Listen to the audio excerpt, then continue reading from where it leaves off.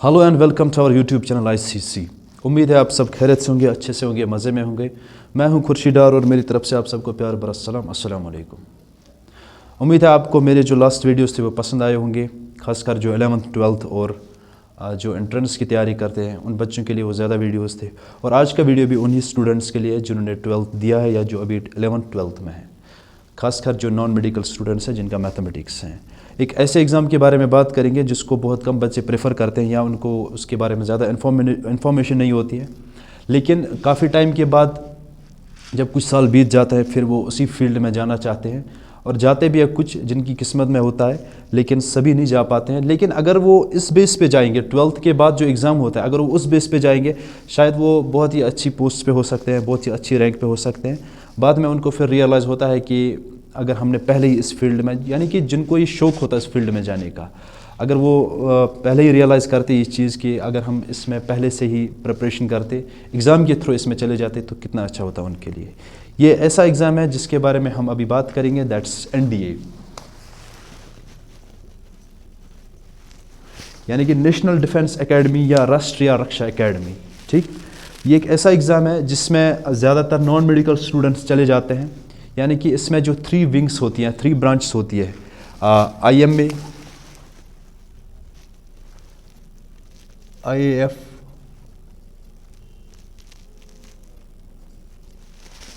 Indian military academy, Indian air force और Indian navy academy. यानी कि 3 ब्रांच होते हैं जिसमें NDA के थ्रू चले जाते हैं स्टूडेंट्स। तो मैंने देखा कि बहुत कम केसेस में, अगर मैं कहूँगा कि यहाँ के बच्चे इसमें चले जाते हैं, लेकिन बाद में फिर वो जाना चाहते हैं, लेकिन तब टाइम निकल चुका होता है हाथ में, क्योंकि इसकी जो एज लिमिट है वो है फ्रॉम 16 to 19 ईयर्स, यानी कि 16 साल और 19 साल के बीच में आपकी एज होनी चाहिए, तब आप इसके लिए एलिजिबल हो, तब आप इसके लिए अप्लाई कर सकते हैं। और एक और चीज़ यहाँ पे मैं एक आपको बता दूँ कि एक तो पहली चीज़ की एज जो होनी चाहिए वो 16 to 19 ईयर होनी चाहिए, और 12th में जो परसेंटेज है वो 60 से ऊपर होनी चाहिए। तीसरी चीज़ इसमें ये कि अनमैरिड होना चाहिए, उसकी शादी नहीं होनी चाहिए। ये एलिजिबिलिटी क्राइटेरिया है जो इसमें अप्लाई कर सकते हैं NDA में। ठीक, और अगर कोई स्टूडेंट इसमें जाना चाहता है एयरफोर्स और नेवी में, उसके लिए कंपलसरी है मैथमेटिक्स विद फिज़िक्स, ये कंपलसरी है, और केमिस्ट्री भी तो साथ में ही है फिर। लेकिन अगर एयरफोर्स और नेवी में जाना चाहता है तो उसको क्या करना है, उसको ऑप्ट करना है मैथमेटिक्स और ये केमिस्ट्री या फिज़िक्स होनी चाहिए।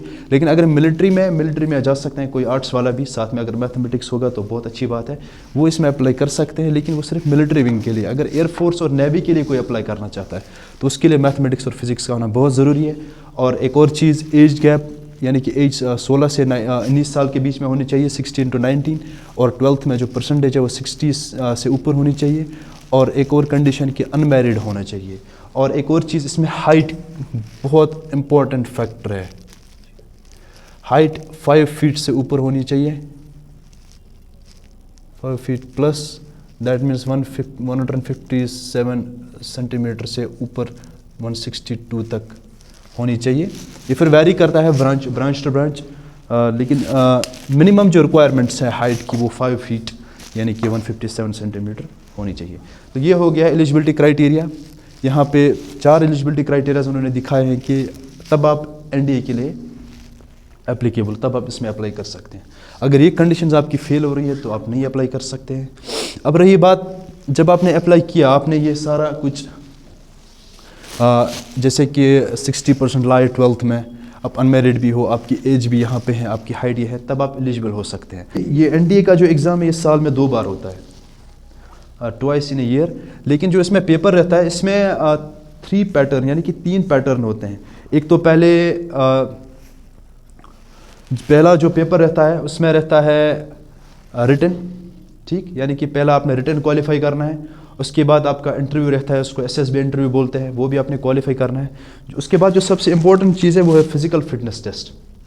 ये 3 आपने क्वालिफाई करने, तब आप यानी कि तब आपका एनडीए क्वालिफाई होता है। ठीक, तो पहली चीज़ जो पहले पेपर की बात करेंगे, अगर हम जो रिटन पेपर है इसका, रिटन पेपर में दो पार्ट्स हैं, part first and part second. Part first यानी कि मैथमेटिक्स पोर्शन,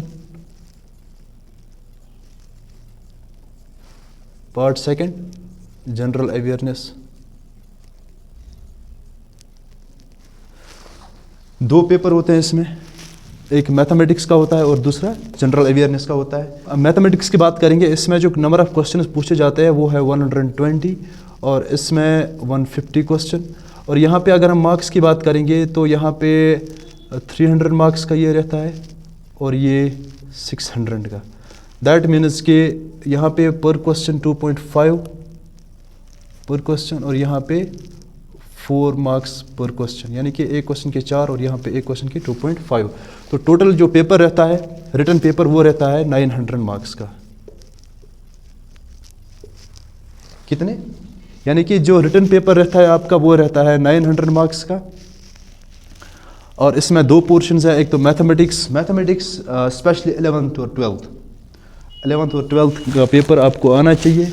तो उसमें 120 क्वेश्चंस होते हैं और जो मार्क्स है 300 मार्क्स और 2.5 के हिसाब से मार्क्स है। और दूसरा जो जनरल अवेयरनेस है तो उसमें से 150 क्वेश्चंस पूछे जाते हैं और जो मार्क्स है उसके 600 है और 4 मार्क्स पर क्वेश्चन। तो टोटल जो क्वेश्चन जो है, नंबर ऑफ क्वेश्चन जो है वो होते हैं 270, यानी कि 270 क्वेश्चंस आपको पूछे जाते हैं रिटन में। और इसके लिए जो टाइम है वो है 2.3 आवर्स। कितने? 2.3 आवर्स, यानी कि 2.5 घंटे का समय होता है एक पेपर का, यानी कि इसमें भी 2.5 घंटे और इसमें भी 2.5 घंटे। तो फिर आपने 2.5 घंटे में पेपर सॉल्व करना है 120 और 150। ठीक, इस तरह से आपका अगर जो मिनिमम जो कट ऑफ रहता है वो रहता है 40%। 40% आपने क्वालिफाई करना है, यानी कि 40% से ऊपर आपने स्कोर करना है इस रिटन पेपर में, तब आपका रिटन क्वालिफाई माना जाएगा। अदरवाइज़ अगर आपका कभी 38 भी रहता है, कभी 40 भी, कभी 39 इसके आसपास ही रहता है, लेकिन इससे नीचे नहीं जाता है, ना इससे ऊपर चला जाता है। तो इतना आपने स्कोर करना है, तब आपका रिटन क्वालिफाई हो जाएगा किसमें? एनडीए में, यानी कि रिटन आपका क्वालिफाई हो जाएगा रिटन पेपर। उसके बाद फिर अगर हम दूसरे पैटर्न की बात करेंगे, जो आपका एसएसबी इंटरव्यू रहता है,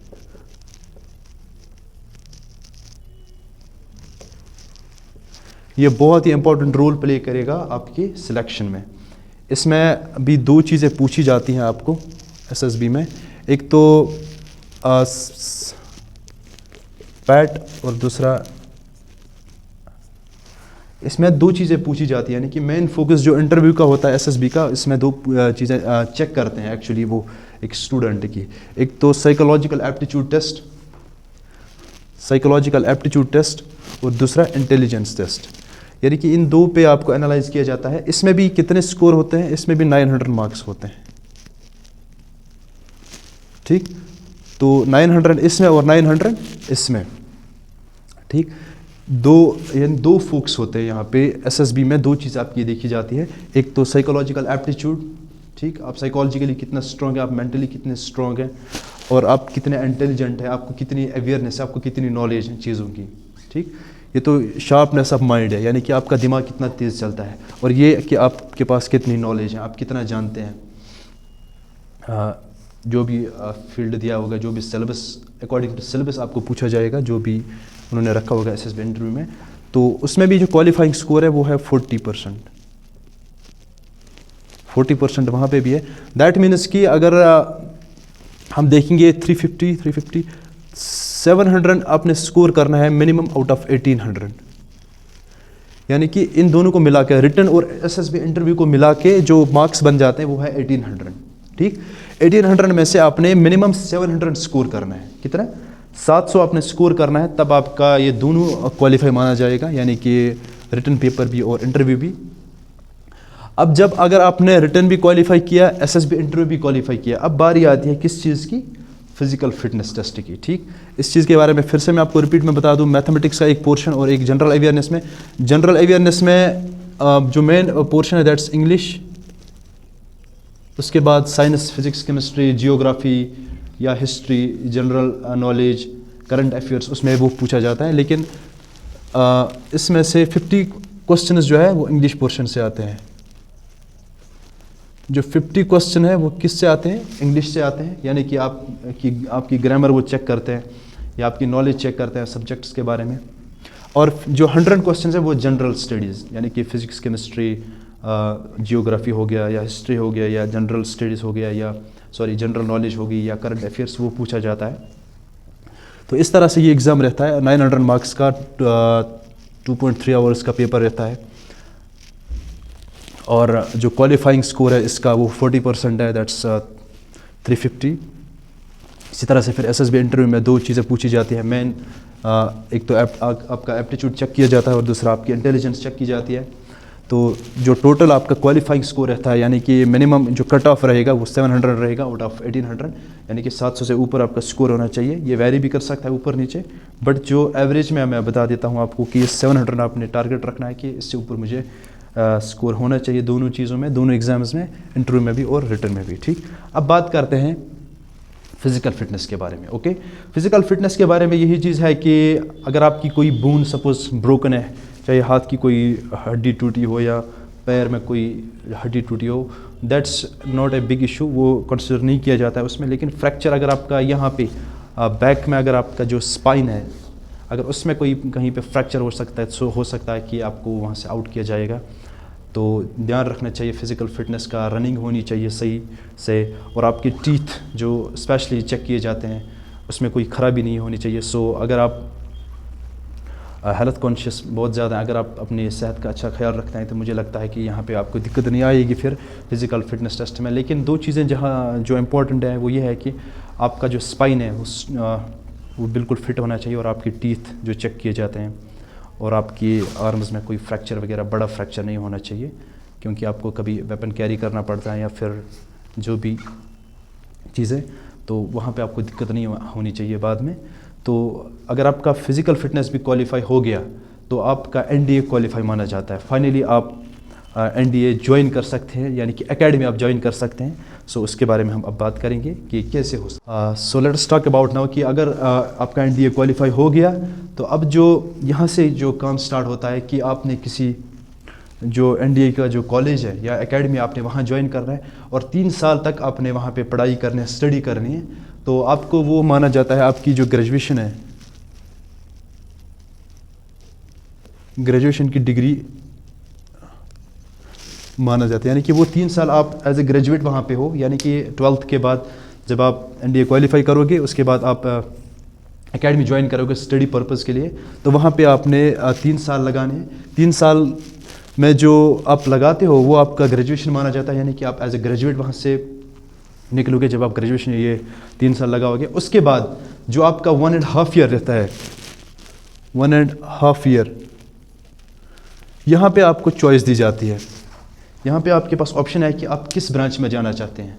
आप नेवी में जाना चाहोगे, आप एयरफोर्स में जाना चाहोगे, या फिर आप मिलिट्री एकेडमी में जाना चाहोगे। ठीक, तो वहाँ पे आपने क्या करना है, वहाँ पे आपने 1.5 साल लगाने, यानी कि 1.5 ईयर लगाना है वहाँ पे। Whether you want to join navy branch, whether you want to join air force, whether you want to join military academy, choice is yours. So you can join any of the 3 for 1.5 year. After that, when you will come out after the training course of 1.5 year, you will be recalled as, you will be referred as lieutenant. यानी कि जब आप 1.5 साल का course ख़त्म करोगे, जब आप 1.5 साल की ट्रेनिंग मुकम्मल करोगे, जिस भी ब्रांच में आप जाना चाहोगे, whether military academy, whether navy academy, whether air force academy, जो भी, 1.5 साल लगाने के बाद जब आप वहाँ से निकलोगे ट्रेनिंग करके, सबसे पहली जो पोस्ट आपको मिलती है, यानी कि जो पहली रैंक आपको मिलती है, वो मिलती है आपको लेफ्टिनेंट। और लेफ्टिनेंट की बेसिक सैलरी जो होती है वो 56,000 रहती है। यानी कि बेसिक सैलरी, यहाँ से आपकी सैलरी स्टार्ट हो गई, यहाँ से आपकी जॉब स्टार्ट हो गई। यानी कि 3 साल आपने ग्रेजुएशन में लगाए, तो समझ लो कि 12th के बाद 3 साल, और फिर एक और साल यानी 1.5 साल, चलो 2 साल मान लेते हैं। उसके बाद सीधे आप 56,000 पे आते हैं और यहाँ से फिर आपकी पोस्टिंग जो है यानी कि प्रमोशन जो है वो स्टार्ट होती है विद एक्सपीरियंस, या फिर जो आप काम करोगे चाहे नेवी में चाहे एयरफोर्स में। यहाँ से आप अगर आप पायलट का कोर्स भी करना चाहते हैं, आप एज ए पायलट का कोर्स भी कर सकते हैं, और आप जो भी आपका शौक है यानी कि जो भी आपका ड्रीम जॉब होगा वो आप यहाँ से कर सकते हैं। तो this was all about NDA। I hope आपको पसंद आया होगा। अब लेकिन अगर हम बुक्स की बात करेंगे, इसके लिए कुछ बुक्स जो रिकमेंडेड है वो मैं आपको बता दूं कि मिशन NDA एक बुक आती है, ये बहुत ही इम्पोर्टेंट बुक है इस चीज़ के लिए।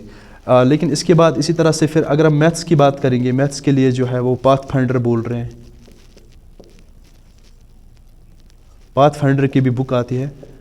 इसके लिए बहुत सारे ऑप्शंस हैं, आप जो भी पढ़ना चाहोगे। NCERT भी रिकमेंडेड है इस चीज़ के लिए, लेकिन थोड़ा जो इसके रिलेटेड NDA के रिलेटेड है, आप मिशन NDA बुक ला सकते हैं, आप पाथफाइंडर ला सकते हैं। इंग्लिश के लिए ग्रामर अगर हम देखेंगे, ग्रामर के लिए जो रिकमेंडेड है वो रन एंड मार्टिन।